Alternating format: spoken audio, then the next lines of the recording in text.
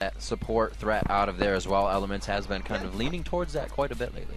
It goes to show that Elements has been playing well on Thresh, that Marn's at least experiencing a ban with it, because for a while so far this season, Elements was pretty much just the Sona and Lulu player. And he had played Blitzcrank in the past, but he was trying out Thresh, and he played it in 2 of his last 3 games, that is Elements, and to varying effectiveness, but clearly it is enough of a threat for Marn to want to ban it out. So with Curse putting a little bit of focus on the AD carries and a lot of global positioning here, we'll have to see what Marn can answer with their last ban out, and it is going to be Diana, so they kind of thwart that from Voyboy and Nijaki. Yeah, at this point I almost feel like they're somewhat reaching for bans there, or they're just trying to leave things available, because we'll get back to that Renekton pick in a sec, but Diana is something that either Nijaki or Voyboy could play, but it's also not something they've played very frequently throughout the year. So that was probably just like, what do we ban? We're hoping that maybe Curse takes a Ryze or something, or a Lulu or Sona early, and then maybe we could get Mega Zero Renekton. But Curse wasn't falling for that because Voyboy essentially took Renekton away from Mega Zero. Now, for Marn here, in their mind, could you focus out one person like that to say that's really going to thwart a composition we want to bring to the table? That's the thing with Renekton, though. I don't really think he has many devastatingly bad matchups. Right. So he's one of the top laners, even though top lane is normally a counter-pick lane, that you don't necessarily know how to counter-pick, which is why Curse was safe picking that first. You look at Marn with Lulu and Caitlyn as well. That's really the annoyance combo that these guys like running together. Huge amount of poke, huge amount of lane pressure, and that's what they're going to be trying to do in this game. And really, that does deny Elements his Lulu. Elements will probably end up playing Sona or something of the like. And Caitlyn for Niantanso is actually a really strong pick for him, because it will almost make it so Curse can never be aggressive, or Cop can never be aggressive on him, because Cop already plays fairly defensively. And it seems like with this Diana the ban, it would synergize with the picks that Curse is coming out. So maybe Curse still going for the lineup that they want, just not without Diana right now. And Cop probably going to get his Taster's Choice pick here with Misfortune. Cop picks Misfortune whenever it's up. He has been trending away a little bit lately, sometimes Kog'Maw, sometimes Varus. Misfortune's not the best lane matchup against Caitlyn, so if they pick this, I'd think they'd go for a lane swap. And they took their time on getting that, but they did end up deciding to go for MF. Yeah, so that's not to be a big surprise for Curse or for Marn. Probably see the Sona coming out for Curse as well. We'll have to see what Marn has on the table. We all know that Echo plays quite a few mids, and we may see that actually coming out. Ooh, so obviously Claky D is going to be on that Jarvan. Yep. He's loved that since the very beginning. And the Malphite coming out, that's going to be a Mega Zero pick. He had an extremely good Malphite game. I believe it was last week. He had, I don't remember the exact scoreline, but it was very, very impressive. And he'll be happy about that. This is the dive comp to punish Cop for playing Misfortune. They need to get through that bullet time quickly and shut it down so their team doesn't get AoE'd out. Actually, remember this is when Cop was on, I think it was Kog'Maw, that they were able to pretty much just run him over and over and over. So we'll have to see if he has his Misfortune. He has a little bit of escape that she brings with that strut. We'll see if he can make it happen. But Mega Zero is, like you said, going to be gunning for that back line. They have the tank to get in there. We'll see if Curse actually looks like they're getting a lot of peel for their AD carry as well here with Karthus if they pick it. Yeah, and Karthus is something that's made a bit of a comeback. We saw Vulcan playing it, we saw Reginald playing it as well, and it is something that Nijaki has played in the past. It's a very farm-heavy thing, and it will synergize well with gank spot lane. I'd almost expect if they're going to go with Karthus to go with Sona as well for Elements, unless they're going with something a little bit crazy here. So this is a standard team comp for Curse for the most part. They want to land a wall, allow Saint Bitches to run in with Volibear's Rolling Thunder, get the flip back, and then Voyboy to follow up, right? Like, that is a comfort thing for Curse. It's actually another fairly meaty team comp, as Echo would like to say, because even Karthus, when he builds that Rod of Ages, and if he goes for the Seraph's Embrace build as well, becomes very difficult to move around. So that'll be pretty good for Curse. And really, this plays into what Nijaki's been playing a little bit more aggressive lately as well on his Ryze play and everything that he's been bringing to the table. So it'll be cool to see how he takes this into effect and becomes one of those divers with St. Vicious and Voyboy. It's not as usual to see. Yeah, absolutely. So for Marn, their team strategy is somewhat dive heavy, but they have the poke potential from Lux. So Echo actually picked Lux because he's trying to pick off Nijaki before Nijaki can get into the team fights. So Marn is mostly about laning, with the exception of Malphite, who's going to be the team fight initiator for them. And then, of course, you look at Curse. We touched on it before. Very, very high damage. That's pretty much 4 threats that they're running, and they are a dive-focused team with Cop in the back trying to throw in the bullet time. So what kind of trouble does a Karthus present, or just the composition that Curse has for a Claky D? How mindful is he going to have to be of ultimates? Because it has to make it that much harder. Well, the thing that Claky D is going to want to do is focus his cataclysms in the right spots, because all Nijaki wants to do in a fight is actually just walk into the right position and sit there. He wants to close off part of the battlefield. Luckily, Cataclysm can do a similar thing. So if they can get in positions where Claykey can either ult in or around of Karthus, he can keep them out of those zones, and they'll save themselves in those fights. But it's very tricky to do. And there's not a lot of actually gap closers for either of these teams besides Voyboy who really can get out of that. So Cataclysm is going to be very effective when Claykey can get it down, and hopefully he will be helping. He's going to try to help. He's going to try to help. In the right way. It's not going to be one of those Chouster killing hotshots in the top lane helps. It's going to be like legitimate helping. Claykey really wants to keep his team alive rather than help Curse. All right, we'll just see how much helping as we jump into your first game here, Week 9. It's going to be a long day. You better have your popcorn and beverages ready, and you better have your seat nice and squishy because you're going to have to be sitting for quite a while. This is Game 1 here of our very long day in Week 9. Curse versus MRN. As we start this matchup off, we see a lot of focus from Curse in the bottom lane with 3, as they also send 2's top for a little protection in the jungle. So we saw bloodbaths last week in our first 2 games. There were huge amounts of fighting. Curse was involved in a fair number of those because they actually don't ward too much at level 1 historically. They have a 3-man scout here down in the triangle brush. If someone walked in here, If someone walked in here, I believe St. Vicious would actually be able to kill him, though. So Niantonso also in a defensive formation. Both teams actually going for low ward starts with very defensive, almost offensive line-like formations. Except Curse now with the 4th stack in the bottom. Maybe they're looking for some kind of delayed invade. We'll have to see how it plays out, Riv. And really only 1 red pot so far starting out on this game here in Week 9. It's going to be going out to Voyboy, so we'll see if he plays that with anything early on Mega Zero. Y'all know Mega Zero loves the 1v1 matchup, and these is where these 2 guys definitely are advanced in their play styles. The ward goes out, so they found out Curse. Very nice ward. They could not take it down. Yeah, and that's actually Curse could have been in position to kill that ward, but I think they were sitting back in that triangle brush because they didn't really know where Echo was either, and they were worried about a light binding catching them from around the corner. But good scouting out by MRN. Looks like Claykey starting on the red side of the jungle, and actually neither team has full knowledge of where everyone is starting, but what MRN did accomplish with that ward in the triangle brush is they know that St. Vicious probably started in the red side of the jungle, which is actually going to give Mega Zero a little bit more early game confidence against Voyboy because he knows how far away St. Vicious would be on Volibear. So coming into this one, knowing how Voyboy and both Mega Zero play, which team does it really affect more when you have to have that jungler focus top?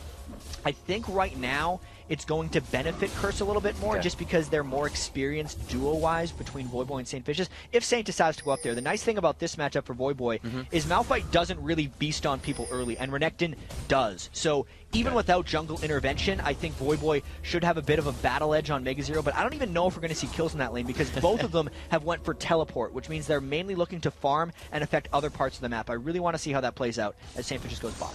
Well, Voyboy already put an early ward down top as, yes, St. Vicious goes for the flash and the flit, but it's a flash by Heartbeat as well, so Touche there. They get out safely. Claykey looks to counter this, but he has vision, so he's going to work it slow until he finds the position he wants. So that'll definitely hurt MRN's bottom lane a little bit, but it might help other lanes of Curse as Claykey catches out Curse in the middle. Good pressure from Claykey here. He has both red and blue. He could probably use that to advantage. There's a pop-up. St. Vicious could be going down here. He may try to trade first blood on the bait. The last thing comes in. Oh, the heal from Sona. Elements flash heal. They give first blood on Claykey, and it goes awry so quickly. Oh man, that passive from Volibear comes in the clutch. That is one of the reasons Volibear is such a popular pick right now, because you can't really mess with him safely early on. That was a fight that Claykey probably should have won if you think about it. He was level 3, right, to St. Vicious level 2. He got the jump on him, and he got him low. But because the passive saved him long enough, and because Elements came in for the hero save, flash heal, it allowed them to close it in on him. And it's all because of that passive. It's all because Claykey tried to make a play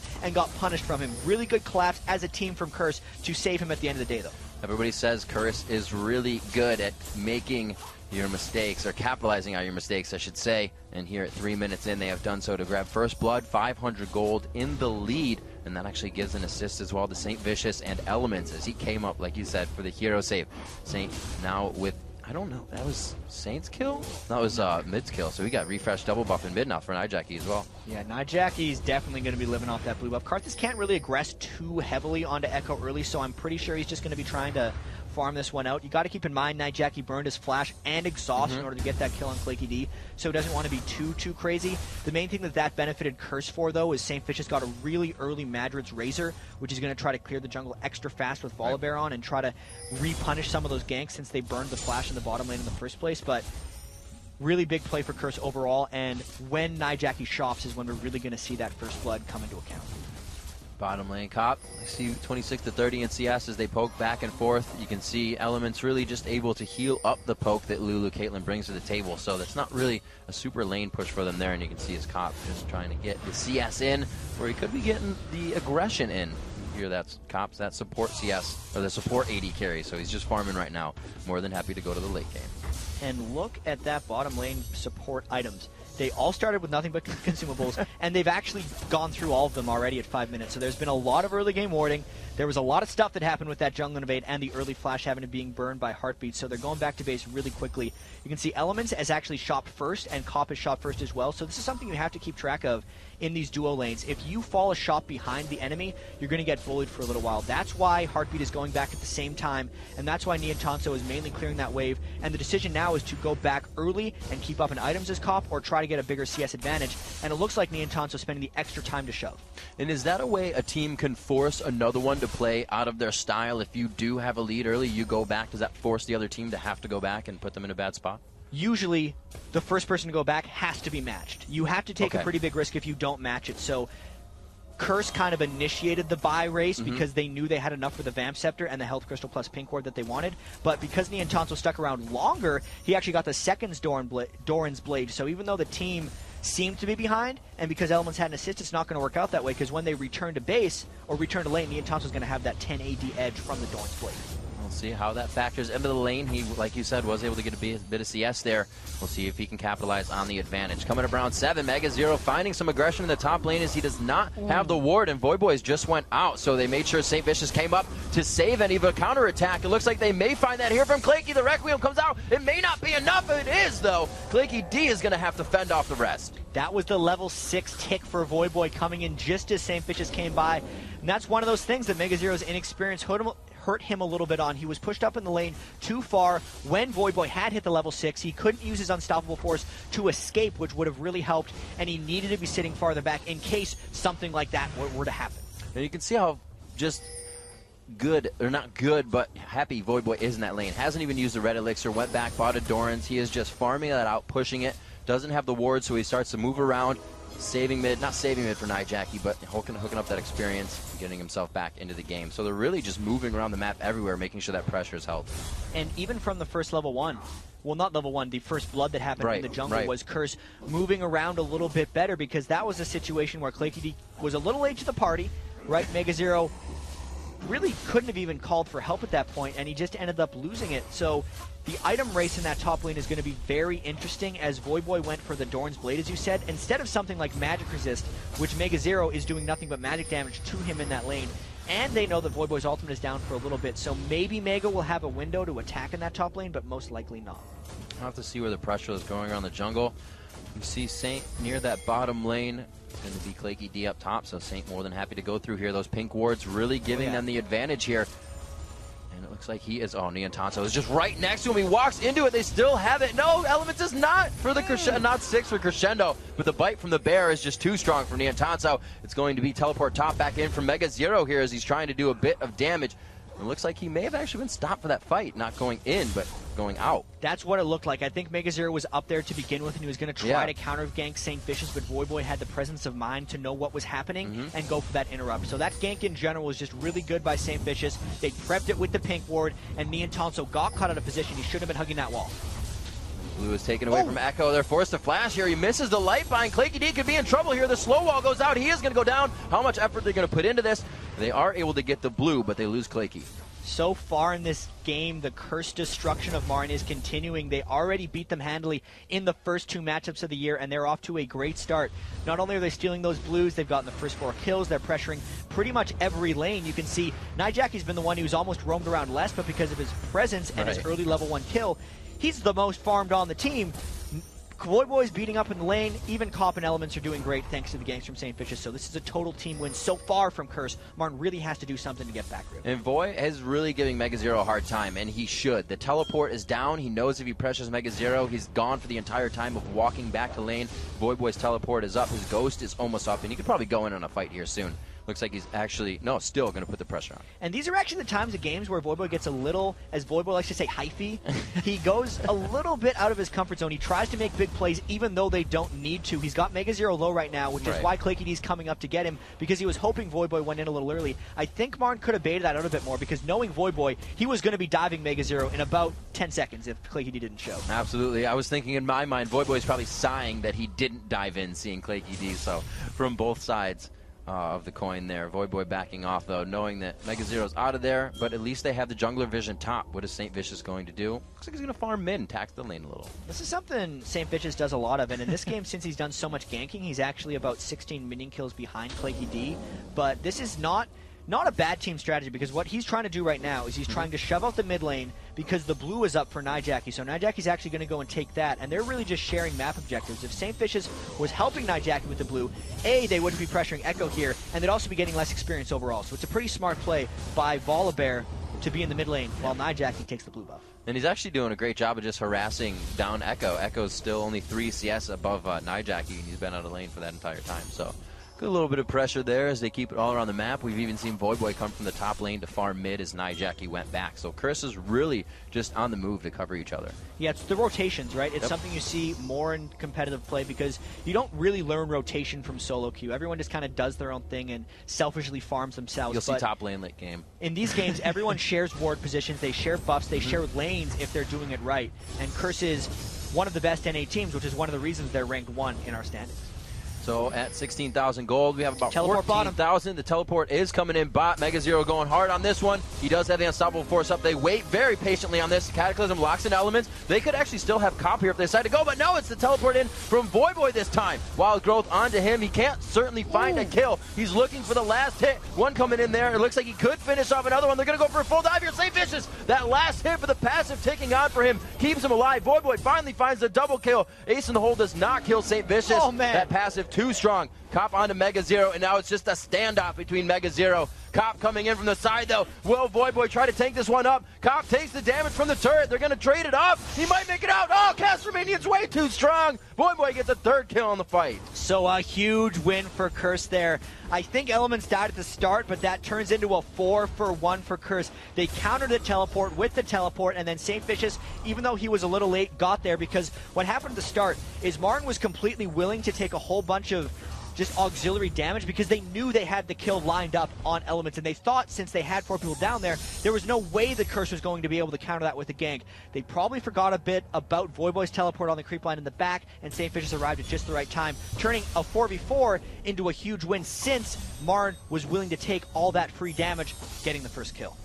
A very big switch and flip in the game there. Not switch, but very big push in the game for Chris coming off of that one. 4,000 gold is about the lead here at 13 minutes. So the teleports are down. Requiem was down. There's kind of a safe window here for Martin to figure out how they can come back, get some vision on the map here, and pull themselves back into this. And it might be kind of contesting this dragon. Curse doesn't really want to give him a chance back in the game, right? Because they know that Mega Zero ran straight back top lane when Voyboy was running back mid, so even if there was going to be a contest there, it would be another Curse advantage. They know that in that last fight, everyone used their ultimates. So even though Curse was down ultimates, they're like, whatever, we know we're up in gold, and without ultimates, we're stronger than you without ultimates. Because even when you look at the items, it's a Sunfire Cape and a Rod of Ages and a Bloodthirster to just a Vamp Scepter, you know, a Morellonomicon, and an uncompleted Sunfire Cape for Mega Zero. So Curse knows they can force, and they're doing it well. So was that a good call by Martin to hold off on that? Was it a too soon, and they can come back later, or should they have challenged? For the Dragon, it's one of those situations where if they could do it again, they probably would have ran down there and tried to like catch Curse in the midst of some Dragon damage, but they'd already sent Mega Zero top lane. So once that happened, there was no way they would contest that Dragon. So based on their prior decisions, their other decision was correct. Absolutely. Sunfire Cape coming in onto Voyboy after a big 3-0-2 fight for him.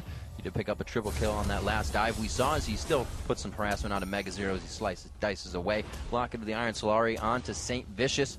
Fight ready for him as well. As we look around, actually wriggles for Claky D coming in through this time. And this is one of the reasons Sunfire Cape is so good on Renekton, and people don't really keep it in mind, is Renekton seems like he's all physical damage, because that's what you think. If you build armor, you try to counter him, and that's what Mega Zero is doing. But the Sunfire Cape plus the Renekton ult is a huge amount of damage, and that's why he's been able to harass down Mega Zero so far. A lot of it's just Sunfire Cape ticks, and this is one of those situations where Voyboy's going to try to dive Mega Zero pretty soon, I think. He's doing a great job at keeping that passive off that just gives him a bit of shield, and like you said, it's going to keep sticking. He's not healing himself in any which way. Echo pushing a little bit down towards mid as Nijaki gets a few more purchases. That needlessly large rod for a spike in damage. That means Requiem has even more presence on the map now with these fights, and it really can turn a bad dive good. And this is something that Echo's got to do a lot to catch up on, because Echo needs to get to a point on Lux if he wants to actually be threatening, where one binding landed on Nijaki can result in a kill. And for that, he pretty much needs magic penetration and a death cap, and he is nowhere close to that point, so he's got a lot more farm to do. He's keeping up in minion kills, but the overall map pressure just is not there. And Mega Zero really doesn't even have, not that he doesn't have enough, but he's not buying wards for himself, because he knows, I'm just stuck under my turret. There's probably a way I can get out of this. Right, so he has his flash and his ultimate. They're going to try to make him burn these, because Saintficious wants to come in for the gank right now. That teleport's about to be up for both of them as well, so if they can do this, they definitely get a lot of map presence out of it. There's the Requiem coming down, the burst of power, is it enough? And the needlessly large rod picks up Nijaki the kill. Even though he had about 1,500 range worth of blinks, they got enough damage on him before he could even get away. A well-executed dive, and it was all about the poke that Voyboy put on before Saintficious arrived there, plus the presence from mid lane Requiem. Even when they did that, because Claky D was again a little bit late to the party, it allowed Comp and Element's bottom lane to push in as well, and there's Voyboy pressuring mid. Another flash goes down. They are just burdening the fight chances of MRN here. Mega Zero now sits no ult with his teleport up, no flash, so he's kind of struck until he gets all of that back. Curse is really working the timers of MRN right now. And look at the bottom lane even. They're going to continue to punish this because it's a Bloodthirster versus a Vamp Scepter, and there's not much else that MRN can do. All the other lanes are pressured, so they can't support, and Echo has no flash. Oh my gosh, all your base belongs to us, says Curse, and Echo can't even farm between his turrets. MRN's just trading the turret shots as they walk out smiling.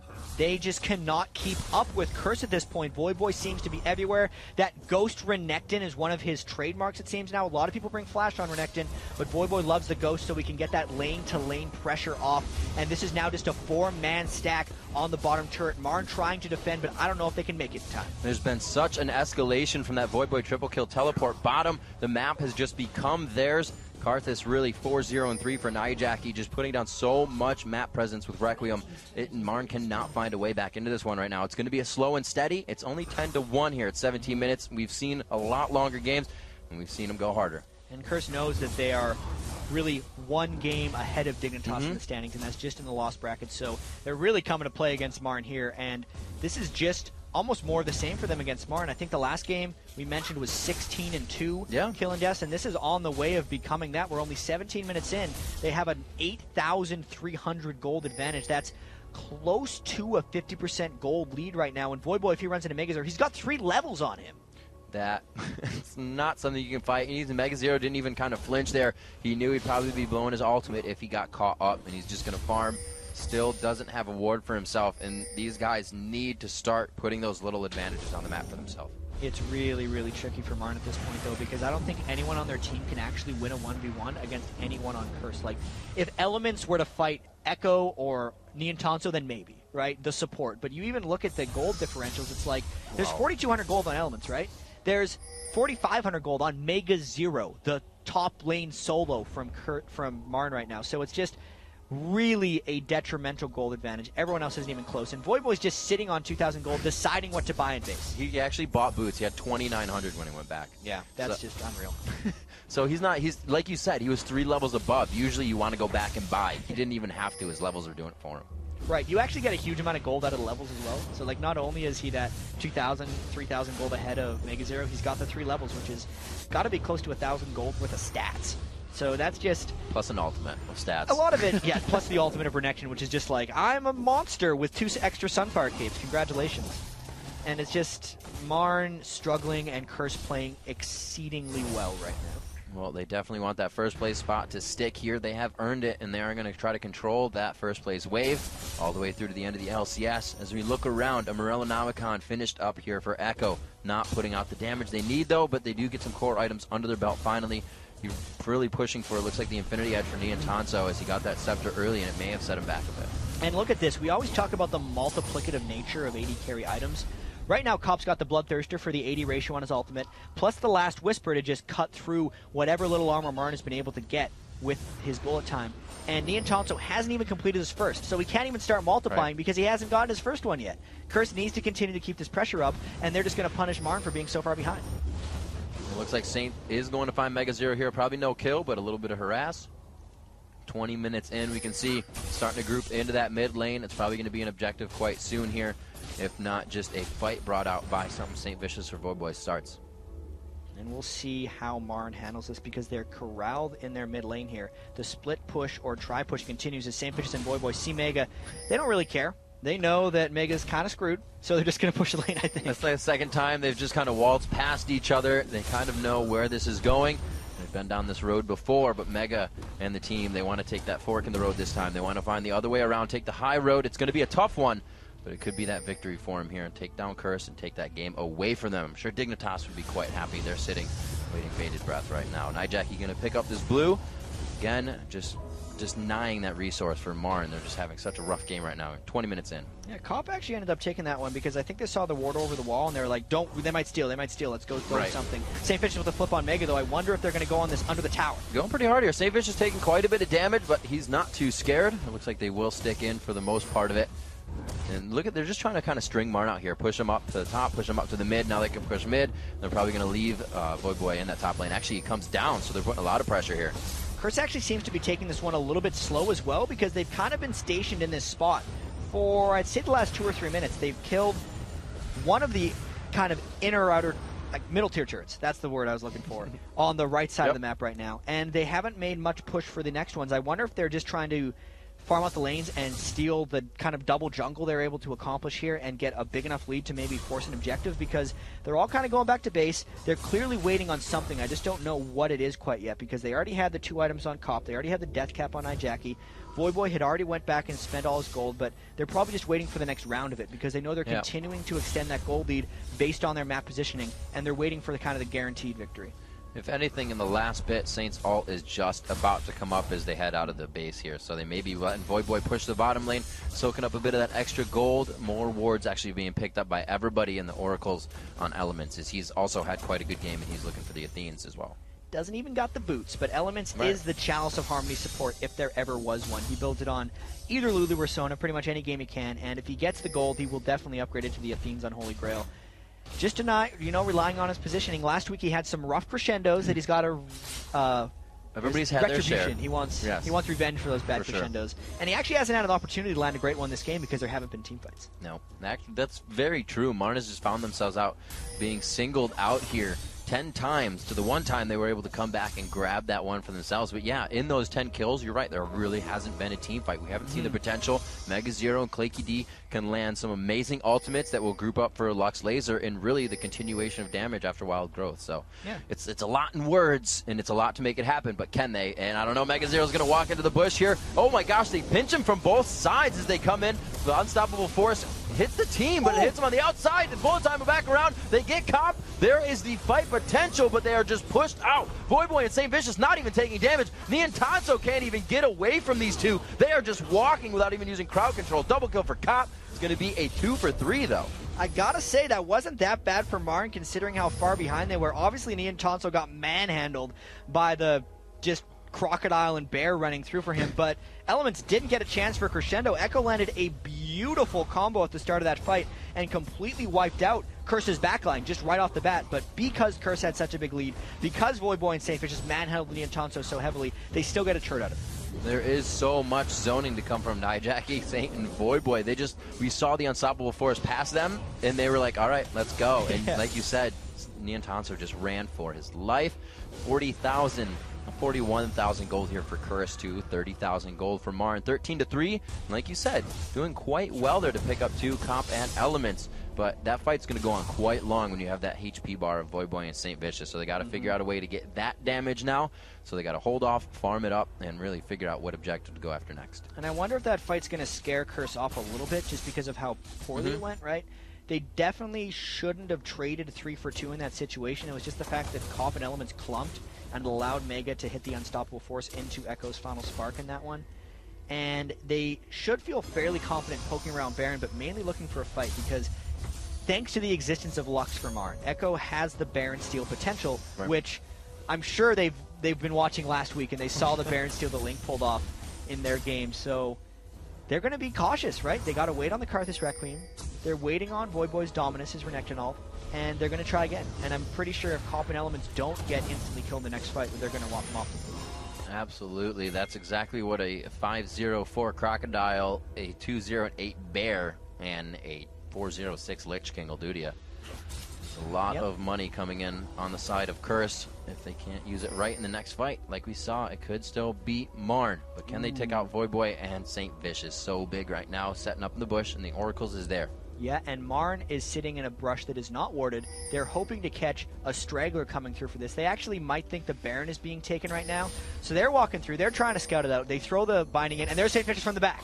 Oh, they see Saint, so that's pretty much see everybody. The wall goes out, so they cannot get through. They zone him pretty good, and they start going for Echo. Echo is going to be locked in here. Voyboy in a 4v1 as the team is behind him. He tries to get around Cataclysm, a pretty good laser, but they are still going to be forced out of this. Voyboy is taking on the whole team right now. His Mega Zero is forced to do the same, but Voyboy dashes. Cop takes a shot to the face, but he keeps running like a trooper. St. Vicious looking to get another flip in here. I don't think he's going to get the speed from that Lucent Singularity, and they back off. 14-3, only grabbing 1 there. Yeah, Voyboy just went mad mode in that fight, taking on 4, but unfortunately for Curse, they still only got the 1 kill out of it, right? They burned all of their ultimates except for Crescendo. Once again, Element's still waiting to find that perfect shot, and they're just going to try to reset this fight, I think, because they know they have the kill advantage. They still have the Oracles from Saint, and the Baron presence still exists, so now Saint's going in again. Oh, the cooldown's being down. There goes to Whimsy. Will they be able to take down Heartbeat here? The exhaust goes out a lot for just a little Lulu. Heartbeat falls, and it's going to be a 5v1 pressure now coming from Curse.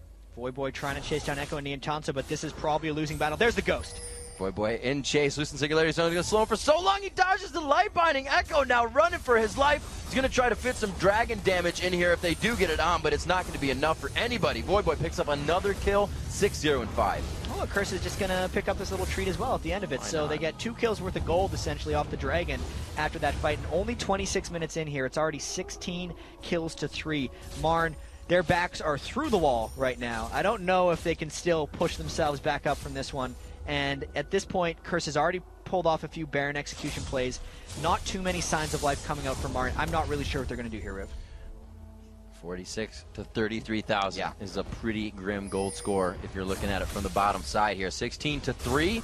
Marn loves to be in this position, though. This is where they were coming into qualifying. This is where they were in the qualifiers, and now they're in the LCS. So we'll see if they can thrive in this spot once more.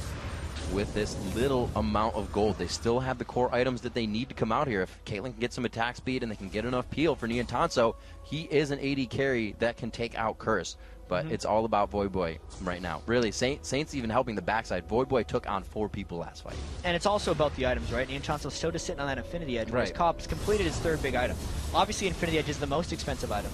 But Curse is just taking the Baron. I mean, Marn has been baited throughout this area. They're worried about the fight coming in from the backside, and which is why they were delayed going in for that. Curse spiked it down so quickly with the sustained damage from both Nijaki and Cop that now with the Baron, they might look for a final dive. And let's just touch on these items really quickly.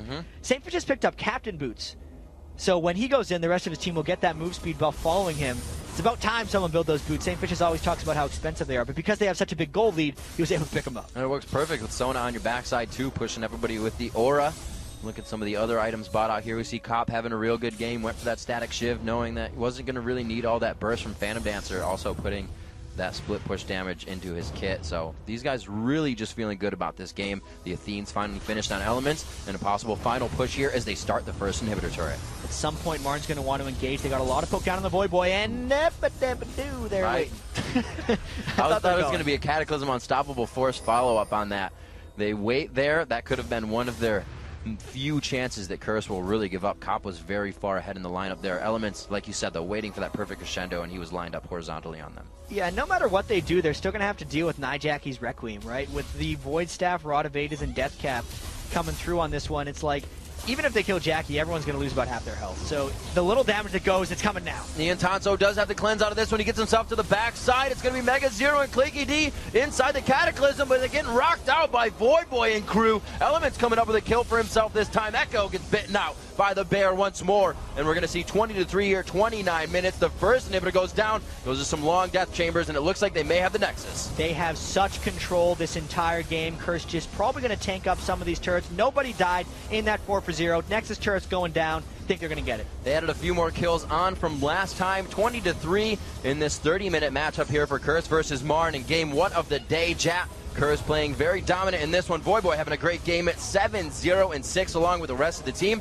They look to take out the Nexus and take out MRN. One of the most solid performances we've seen from Curse all year. 3 people on their team didn't even die that game. The only deaths were really from that one team fight, and the other, so there was the one death at the start when they got the 4-for-1